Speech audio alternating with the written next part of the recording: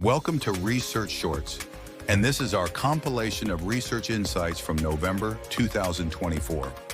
As always, all the information you'll see is drawn from peer-reviewed research papers. Stay with us to explore fascinating questions like, does volunteering really make us happier? Can laughter actually lower stress? And can spending money on others boost our happiness? If you enjoy research that helps you understand the world and its possibilities, don't forget to like and subscribe. It helps us bring more intriguing insights your way. Social media's impact on mental health is a hot topic, but does more time on apps like TikTok or Facebook actually harm our attention or mental well-being? A recent study tested these links with over 400 participants using objective data from actual screen time on TikTok, Facebook, Instagram, and more. This study measured social media use, attentional control, and psychological distress levels, such as anxiety and stress.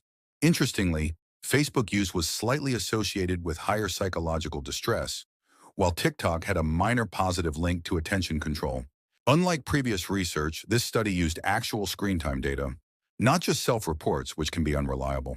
In fact, the researchers found that relying on self-reports might overstate the mental health impacts of social media.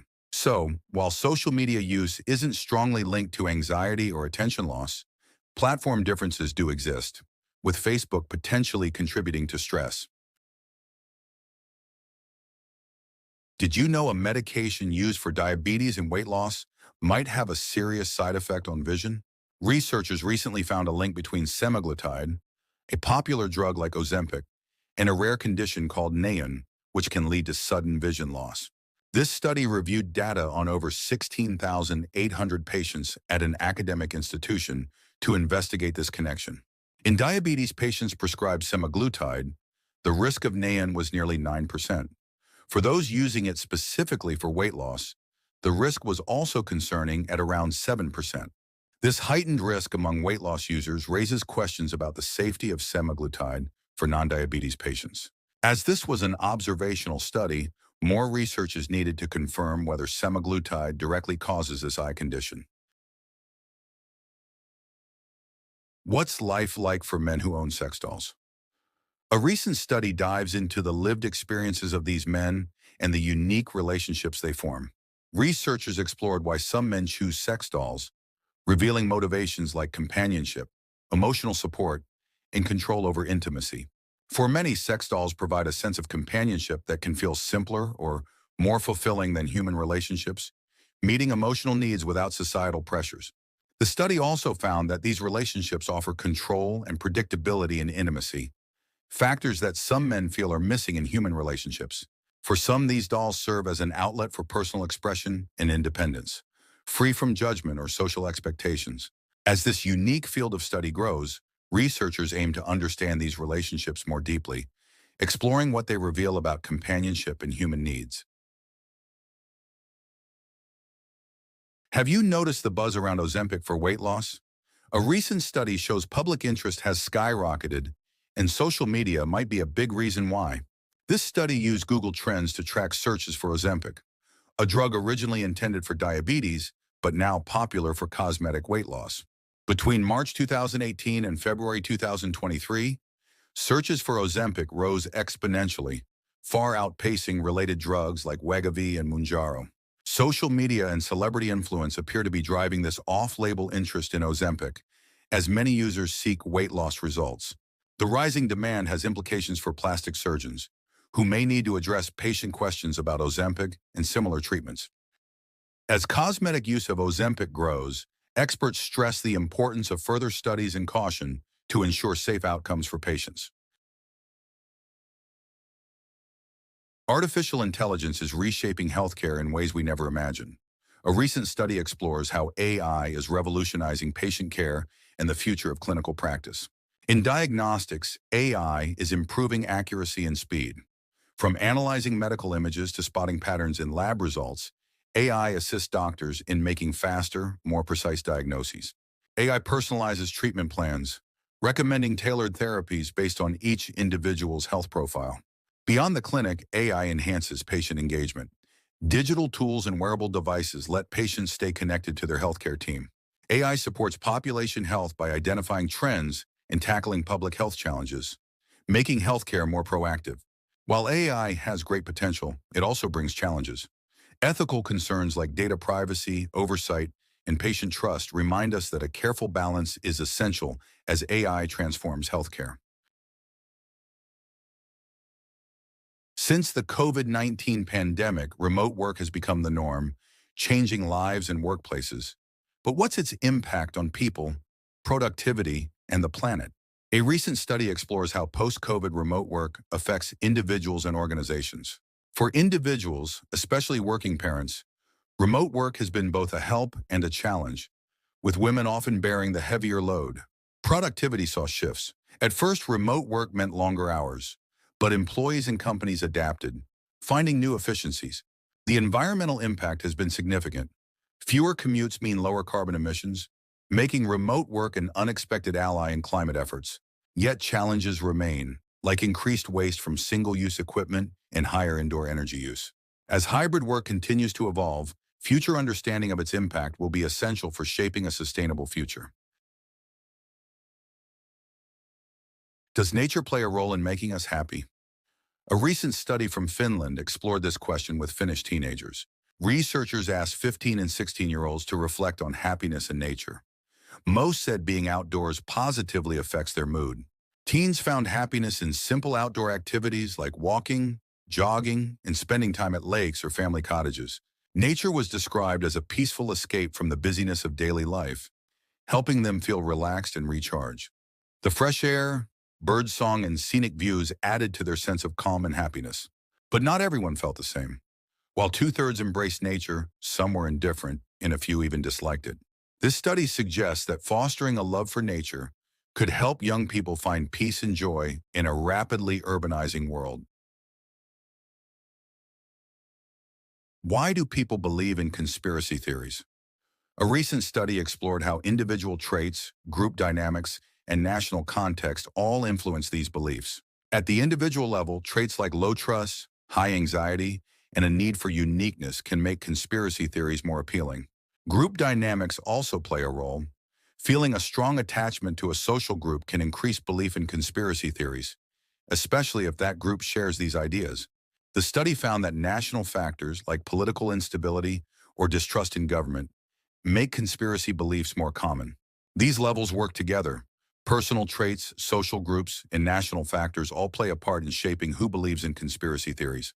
This mix of influences shows that belief in conspiracy theories is shaped by many different forces, making it more complex than it first appears. Can spending time with pets boost well-being in older adults? A recent study explores this connection among older Americans. Researchers looked at how interactions with pets are linked to happiness, relaxation, and reduced loneliness among people over 65. The study found that pet owners often feel happier and more relaxed when spending time with their pets. Pets can also provide comfort, reducing feelings of loneliness. Pets encourage physical activity and social interaction, whether through walks or meeting others in pet-friendly spaces.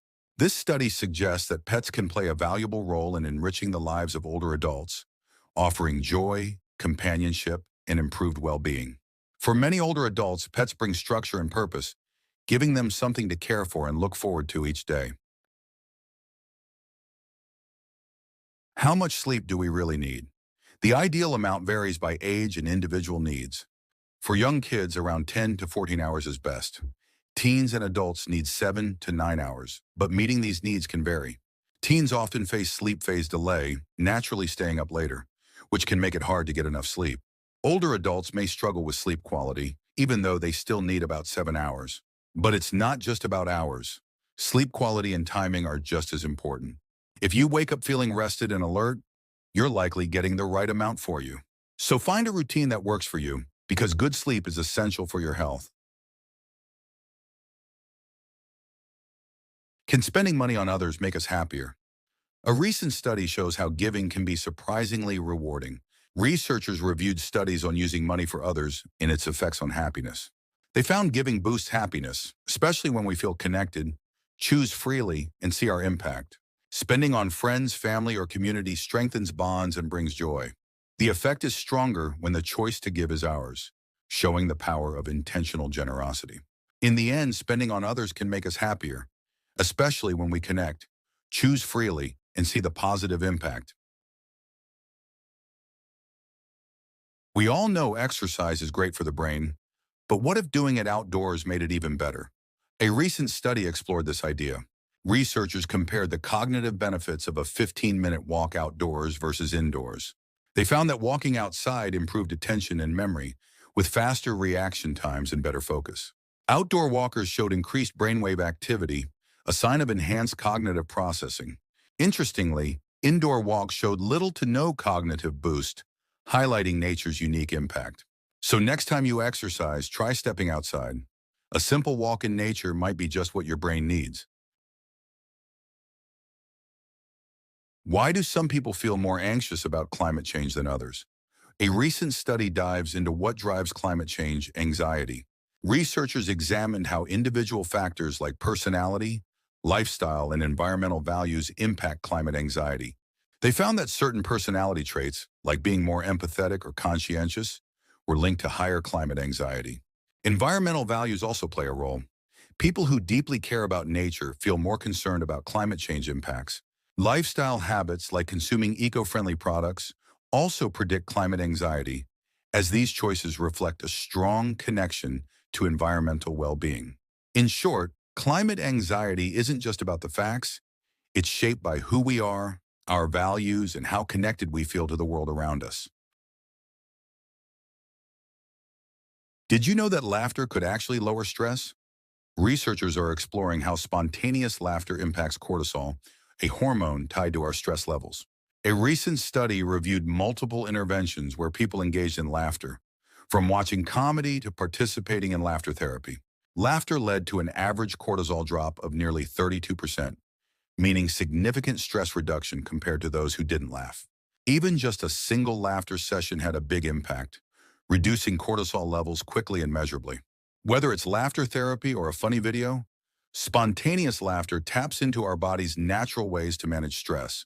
So while laughter might not be a cure-all, this study suggests it could be a simple way to support mental and physical well-being.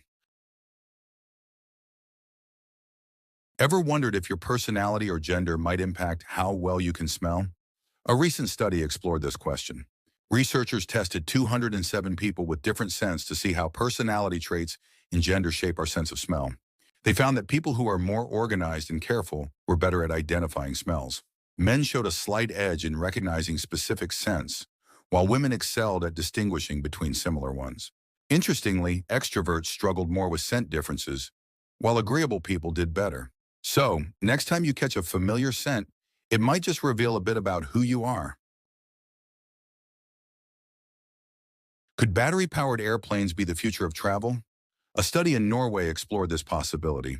Researchers asked travelers if they'd consider short flights on electric planes. Over 70% said yes. Younger and highly educated travelers showed the most interest in flying electric.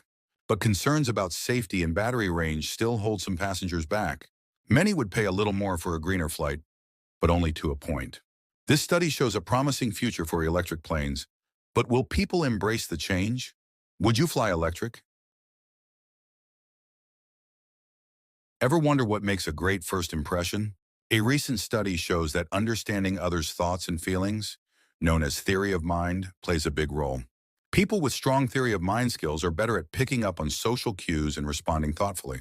This makes them seem more approachable, relatable, and easy to connect with. The study found that these skills lead to consistently positive first impressions. So next time you meet someone new, remember, tuning into others can leave a lasting impact.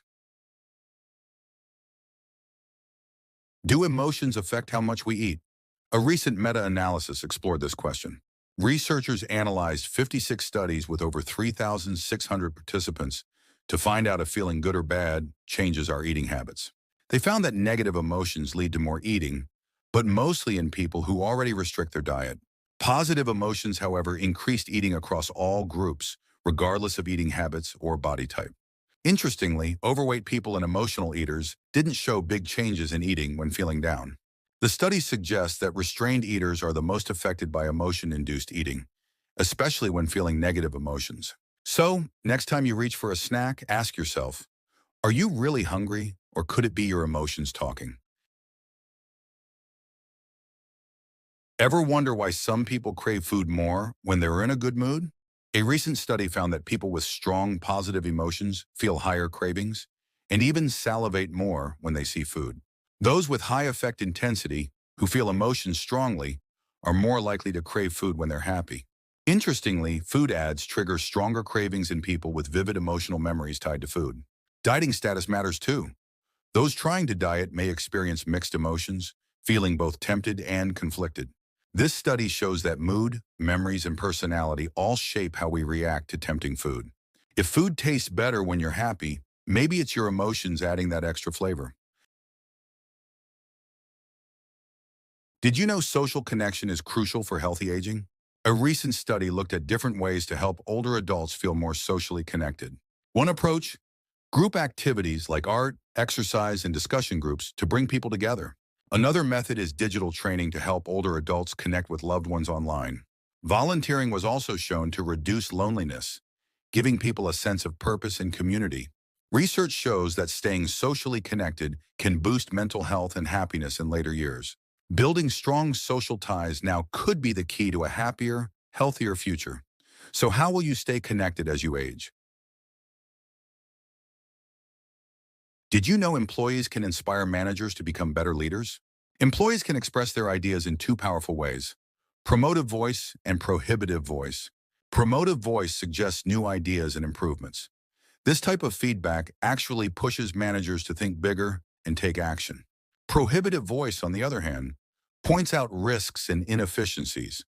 But for managers to be inspired, they need to see beyond the immediate concern.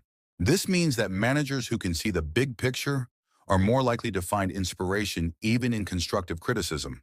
To make the biggest impact, employees can adapt their style, framing ideas for growth or linking concerns to company goals. Imagine what could happen if your ideas help shape your workplace. Ready to make an impact?